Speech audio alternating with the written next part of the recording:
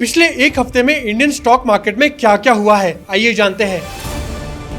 Hindenburg को हमें defame करने के लिए डिजाइन किया गया था, ऐसा कहना है गौतम अडानी का। अडानी ग्रुप की 32वीं एनुअल जनरल मीटिंग में गौतम अडानी ने हिंडनबर्ग इंसिडेंट के बारे में बात की। उन्होंने कहा कि हिंडनबर्ग की 100 पेज की रिपोर्ट में अडानी ग्रुप पर बेसलेस आरोप लगाए गए थे। गौतम अडानी ने समझाया कि ये सब एक अटैक था, क्योंकि ये सब एक ऐसे टाइम पर किया गया था जब उनका एफपीओ क्लोज होने वाला था, ताकि एफपीओ को नुकसान पहुँचाया जा सके। लेकिन अडानी ग्रुप ने न सिर्फ हिंडनबर्ग इंसिडेंट को सर्वाइव किया, बल्कि और भी स्ट्रॉन्ग होकर निकले हैं।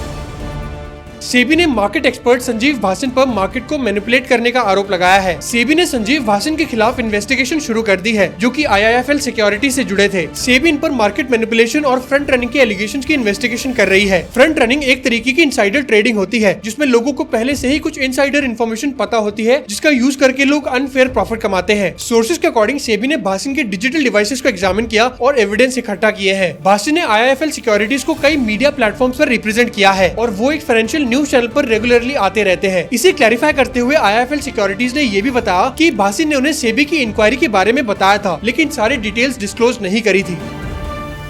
गौतम अडानी ने FY24 में 9.26 करोड़ रुपीस की सैलरी ली है। गौतम अडानी करंटली इंडिया के दूसरे सबसे अमीर आदमी हैं, लेकिन इनकी ये सैलरी इंडिया के सभी बड़े फैमिली ओन्ड बिजनेस ग्रुप्स के हेड्स में सबसे कम है। गौतम अडानी ने अपनी सभी 10 कंपनीज में से सिर्फ 2 कंपनी से ही सैलरी ली है। वहीं दूसरी तरफ गौतम अडानी के छोटे भाई राजेश अडानी को 8.37 करोड़ रुपीस मिले, जिसमें अडानी एनर्जी से 4.7 करोड़ रुपीस का प्रॉफिट कमीशन भी शामिल था।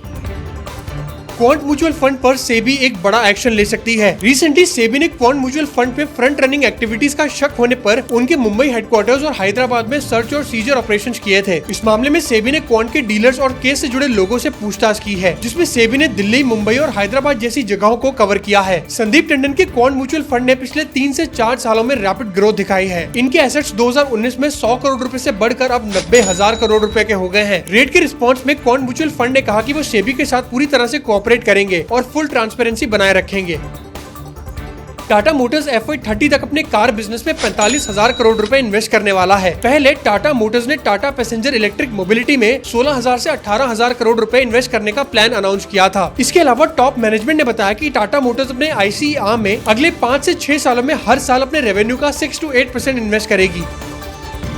अल्ट्राटेक डील के बाद इंडिया सीमेंट्स के शेयर्स लगभग 14% से बढ़ गए और अब इनकी मार्केट कैप $1 बिलियन को पार कर चुकी है। इंडिया सीमेंट्स के शेयर्स थर्सडे को BSE पर 13.7% से बढ़ गए थे और अपने नए 52 वीक हाई 299 रुपए तक पहुंच गए थे। इसके बाद कंपनी की मार्केट कैप ने पहली बार $1 बिलियन को पार कर दिया। ये तब हुआ जब अल्ट्राटेक सीमेंट के बोर्ड ने इंडिया सीमेंट्स में 23% नॉन कंट्रोलिंग स्टेक खरीदने की अप्रूवल दी। ये डील लगभग 1885 करोड़ रुपए की है, जिसमें अल्ट्राटेक सीमेंट ने इंडिया सीमेंट्स के शेयर्स 267 रुपीज पर शेयर के हिसाब से खरीदे हैं।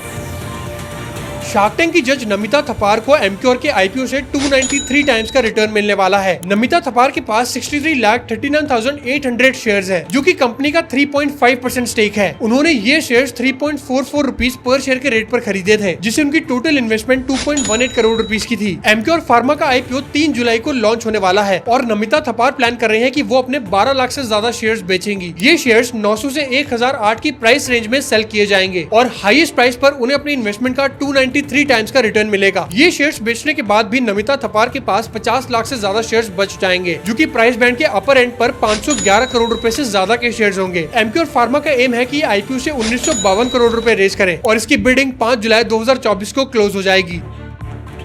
सेबी ने इन्फोसिस के सीईओ सलील परेख पर 25 लाख रुपए का फाइन लगाया है। रिपोर्ट्स के अकॉर्डिंग इन्फोसिस के सीईओ सलील परेख 25 लाख रुपए का फाइन देने के लिए मान भी गए हैं, ताकि उनके ऊपर लगे इनसाइडर ट्रेडिंग वायलेशन के चार्जेस को सेटल किया जा सके। सेबी ने 29 जून 2020 से लेकर 27 सितंबर 2021 के बीच के टाइम फ्रेम में इन्वेस्टिगेशन करी थी। ये पता लगाना चाहते थे कि इस टाइम फ्रेम के बीच इन्फोसिस ने किसी रेगुलेशंस को वायलेट किया है या नहीं। सेबी ने पता लगाया कि इन्फोसिस ने कुछ इन्फॉर्मेशन को अनपब्लिश्ड प्राइस सेंसिटिव इन्फॉर्मेशन के अंडर क्लासिफाई नहीं किया था, जो कि सलील परेख की रिस्पॉन्सिबिलिटी थी। यूपीएसआई एक ऐसी इन्फॉर्मेशन होती है जो कि पब्लिक के सामने नहीं होती है, लेकिन फिर भी स्टॉक प्राइसेस को अफेक्ट कर सकती है, और ये इन्फॉर्मेशन एक स्ट्रैटेजिक पार्टनरशिप के बारे में थी जो कि इन्फोसिस और वैनगार्ड के बीच हुई थी।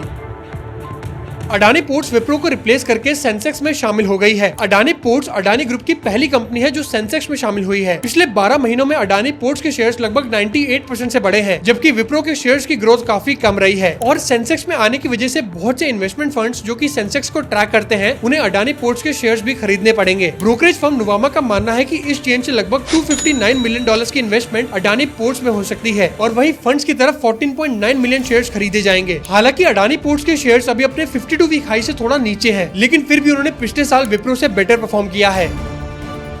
रघुराम राजन ने अपनी फेक वीडियोस को लेकर लोगों को वार्न किया है। आरबीआई के फॉर्मर गवर्नर रघुराम राजन ने मंडे को वार्निंग दी कि कुछ सोशल मीडिया प्लेटफॉर्म्स पर उनकी फेक वीडियो सर्कुलेट हो रही हैं, जिसमें वो इन्वेस्टमेंट एडवाइस देते हुए नजर आ रहे हैं। उन्होंने इन्वेस्टर से रिक्वेस्ट करी है कि वो इन फेक वीडियोस को नजरअंदाज करें, जहां उन्होंने किसी भी स्पेसिफिक स्टॉक और इन्वेस्टमेंट को प्रमोट किया हो। ऐसी और वीकली स्टॉक मार्केट अपडेट्स के लिए सब्सक्राइब टू आवर चैनल।